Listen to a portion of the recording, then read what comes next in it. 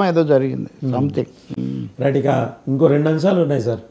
ఏంటంటే ఆస్తులు అయితే కాపాడాలండి. కొన్ని గుళ్ళల శిథిలాలయంలో శివుడు లేడైనా అప్పుడు ఏదో అనేవాళ్ళు.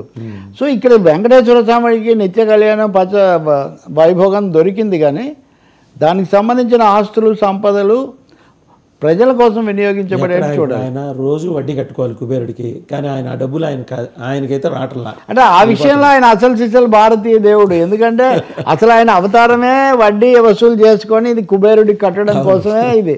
కాబట్టి తప్పకుండా మరింత జాగ్రత్తగా ఉంటే అప్పు తొందరగా బయటపడే అవకాశం ఉంటుంది. ఇక ఇంకో 2 అంశాలు. ఒకటి, ఆర్జీవి రోజా గారి గెస్ట్ హౌస్లో ఉన్నాడు హైదరాబాద్లో. తమిళనాడు, తెలంగాణ, ఆంధ్రప్రదేశ్ పోలీసులు, కేరళ పోలీసులు కూడా గుర్రాలు వేసుకొని గాలిస్తున్నారు ఆయన కోసం. మీకు మనిషి దొరికిన మనిషి ఫలానా చోట ఉన్నాడని వీళ్ళందరికీ తెలుసు. తెలుసా? పోలీసుకి తెలుసు. ఎట్లా తెలుసు అని మీకు తెలుసు? They have identified. వాళ్ళు ఇక్కడ ఆయన సిగ్నల్స్ బట్టి చేసిన తర్వాత తమిళనాడులో ఉన్నాడు, కేరళలో ఉన్నాడు. ఎందుకు ఈ డ్రామా కంటిన్యూ చేస్తున్నారండి? నో వాసుదేవ్, నిన్న మనం చేసిన దానికి హై డ్రామా అని పెట్టాము. అవును.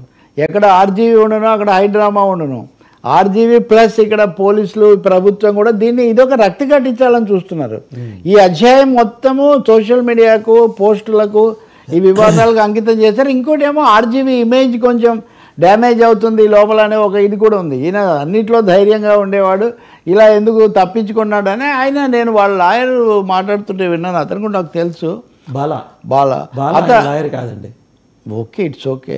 మరీ మైన్యూట్ డీటెయిల్స్ పోలీసులకు వదిలేద్దాం. నాకు తెలియదు. ఆయన అక్కడ చెప్పింది, ఆయన అక్కడ చెప్పాడు, కానీ ఆయన స్క్రీన్ మీద చెప్పాడు. ఇంకెవరు లాయరు? శ్రీనివాసరావు గారు. ఓకే శ్రీనివాసరావు. ఎవరైనా వాళ్ళు మాకు సైబర్ విచారణ జరపమని అడుగుతున్నారు, అంతే కదా. ఆన్ స్క్రీన్ దీని మీద మీరు విచారణ, ఆన్లైన్ విచారణ జరపండి, వర్చువల్ ఇది అని అడుగుతున్నారు. వర్చువల్ అయినా జరపవచ్చు, దానికి ఏముంది. ఇప్పుడు ఆ తర్వాత ప్రూవ్ అయిన దాన్ని బట్టి, ఎస్టాబ్లిష్ అయిన దాన్ని బట్టి తర్వాత చర్య తీసుకోవచ్చు. కన్వీనియంట్ కాదు. ఎందుకు మర్చిపోతున్నాడు? పారిపోతే అరెస్ట్ చేస్తారు. అదే విచారణ అటెండ్ అయ్యాడు అనుకోండి, లీగల్ మీన్స్లో ఆయనకు కావాల్సిన ప్రొటెక్షన్ ఆయనకు దొరుకుతుంది. చిన్న లాజిక్ ఎలా మిస్ అయ్యాడు? ఆయనే లాజిక్ మిస్ అవ్వలేదు, మీరు మిస్ అయ్యారు. ఆయనకు డ్రామా కావాలి, హై డ్రామా కావాలని నేను చెప్తుంటే ఆయన మామూలుగా వెంటనే నేను వచ్చేస్తాను పదండి మీ వెనకే అంటే ఇంకా ఆర్జీవీ ఎందుకు అవుతాడు? ఆయన డాక్యుమెంటరీ సార్, సెన్సేషన్ ఉండాలి, డ్రామా ఉండాలి, పబ్లిసిటీ ఉండాలి, ఫోకస్ ఉండాలి, దాని చుట్టూ తిరగాలి, నాకు 4 రోజులు కనిపించాలి. తిట్టు పొగుడు నాకేమి ఇబ్బంది లేదు. No publicity is bad publicity అంటారు కదా, సేయింగ్ గోస్. ప్రచారం ముఖ్యము, విచారం వద్దు. అది చెడా మంచి అనేటటువంటి విచారం వద్దు. That is running principle of Hollywood. Be in the news for good or bad, because no publicity is bad publicity. ఇదంతా కూడా ఆర్టిఫిషియల్గా సాగదీస్తున్న వ్యవహారం. అలాగే వీళ్ళు కూడా వెంటనే వెళ్ళిపోయి ఇంకో డేట్ ఇచ్చి ఆగొచ్చు. ఇప్పటికిప్పుడు ఇంత దాని చుట్టే తిప్పాల్సిన అవసరం లేదు.